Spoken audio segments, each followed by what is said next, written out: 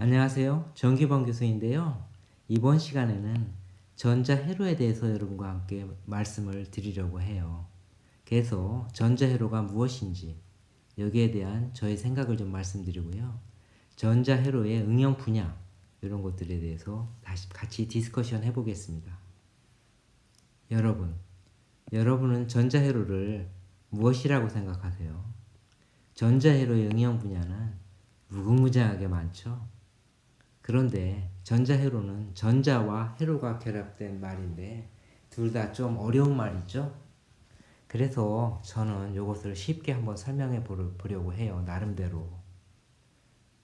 우리는 역사상 제 생각에는 요즘에 가장 스마트한 생활을 영위하고 있다 이렇게 생각하고 있어요. 인류가 가장 스마트한 생활을 영위하고 있다. 인류가 스마트한 생활을 영위하기 위해서는 인류에게 직접 적용할 수 있는, 우리 인간에게 직접 적용할 수 있는 그러한 그 분야가 필요했는데 그 분야가 바로 전자공학 분야다 이렇게 말씀드리고 싶어요. 그래서 이 전자공학 분야는 바로 인류가 직접적으로 창조해낸 분야다 이렇게 말씀드리고 싶어요.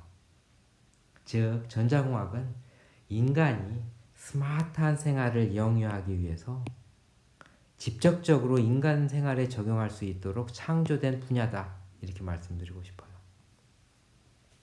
그래서 그런데 전자공학에는 반드시 전자회로가 있어야 돼요.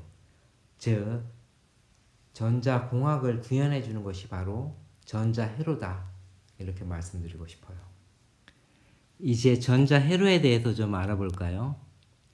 전자회로는 일반 회로에 반도체 소자가 결합된 것을 전자회로라고 한다 이렇게 말씀드리고 싶어요. 일반 회로 플러스 반도체 소자 많이 들어는 보셨죠? 그래서 일반 회로가 어떤 걸로 구성되어 있는지 이걸 살펴볼게요. 일반 회로는 저항, 커패시터, 인덕터 여기에다가 전원 장치로 구성되겠어요. 그래서 이렇게 구성된 회로에 반도체 소자가 추가된 그것을 바로 전자회로라고 합니다.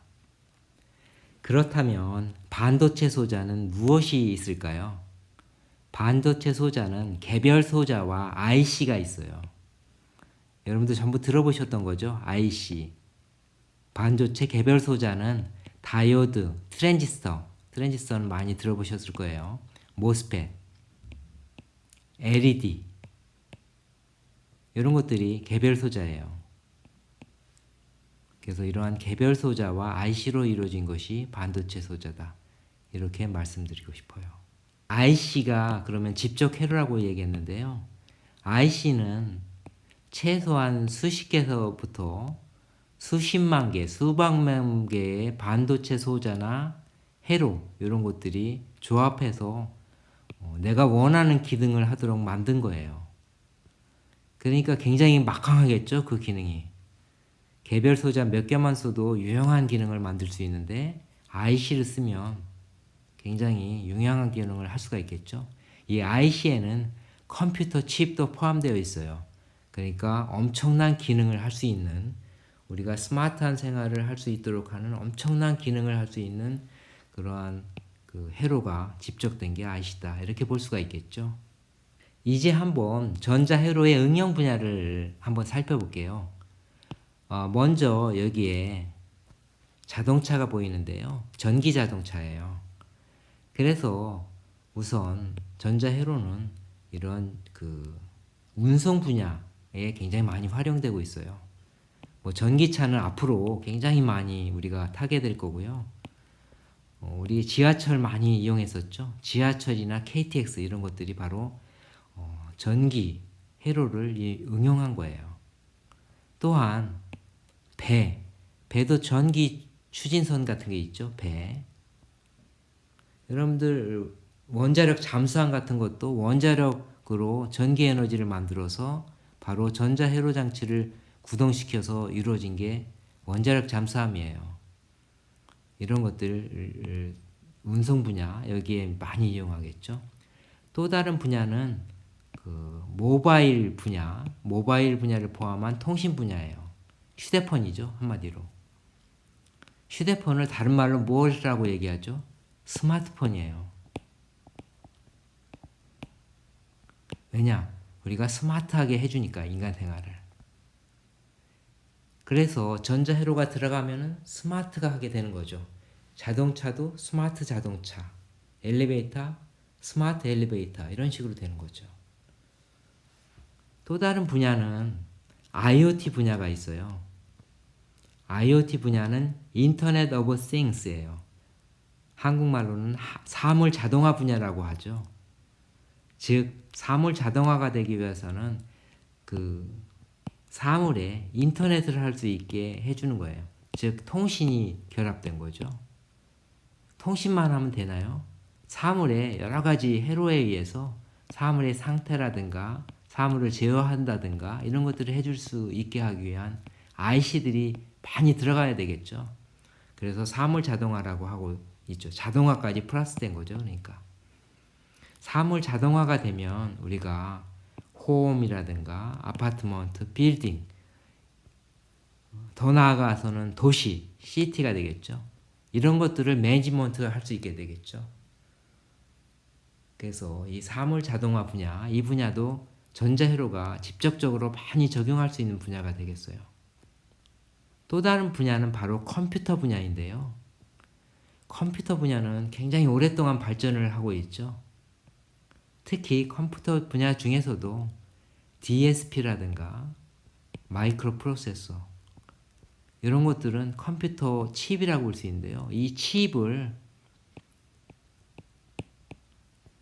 붙이면 그 장비가 스마트해지는 거죠. 그래서 이런 컴퓨터 활용 IC 칩 이런 것도 응용 분야, 전자회로의 응용 분야 중에 하나가 되겠어요. 또 다른 분야는 바로 우주선 분야인데요. 우주 분야죠. 우주 분야는 직접적으로는 우주선이 있겠고 스페이스크래프트라고 보통 얘기해요. 그래서 스페이스크래프트는 우리나라에서도 굉장히 발전을 하고 있는데요. 카이라든가 세트랙 I, 인공위성 센터, 물론 국가적으로 카리가 있죠. 여기에 있는 보시는 것도 카리의 다목적 위성 2호에 해당되겠어요.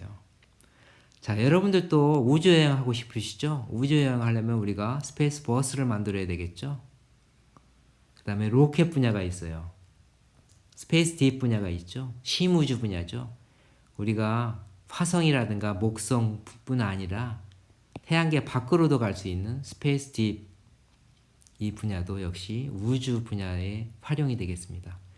또한 우주에 인공위성을 띄우면 어떤 효과가 있죠? 높이 올라가니까 멀리 볼 수가 있겠죠. 그리고 전자현미경, 쌀하고 보통 하는데 쌀을 장착하면은 굉장히 지구에 뭐 우리나라만 하더라도 30cm까지 우리가 레졸루션을 갖는 그러한 그 쌀가 있죠.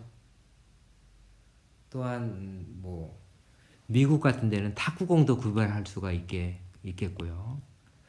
또한 온도도 예를 들어서 원자력 발전소가 있다. 그러면 온도 차이가 바닷물과 뭐 0.1도까지도 구별할 수가 있다고 해요. 요즘에는 굉장히 멀리 떨어지는데도 이렇게 관찰할 수가 있죠. 또 기상, 요즘에 기상이 굉장히 잘 변하고 있는데 기상위성이 있어요. 우리나라도 항상 기상위성 1개 정도는 운영하고 있죠. 앞으로는 여러 개를 운영할 수도 있을 것 같아요. 또 다른 분야는 바로 메디컬 분야예요. 의료 분야가 되겠죠. 간단한 장비로는 엑스레이, MRI가 있고요. 각종 진단 장비, 이것도 바로 전자회로가 응용이 되겠어요. 또한 유전공학 이런 데도 각종 IC가 들어가는데요. 그런 것들이 모두 전자회로가 기능을 한다 이렇게 볼 수가 있겠죠. 이와 같이 살펴본 것 같이 모든 그 장비 여기에는 뭐 엘리베이터도 될 수 있고 에스컬레이터도 될 수 있고 중장비들 이런데 어떤 전자회로가 들어가면 굉장히 스마트한 제어가 가능해져요. 그래서 지금까지 그 전자회로의 응용 분야에 대해서 살펴봤는데요. 여러분들 많이 궁금하시죠? 전자회로에 대해서 우리가 앞으로 유튜브를 통해서 올릴 테니까요. 여러분들 많이 기대해 주시고요. 여기까지 시청해 주셔서 감사합니다.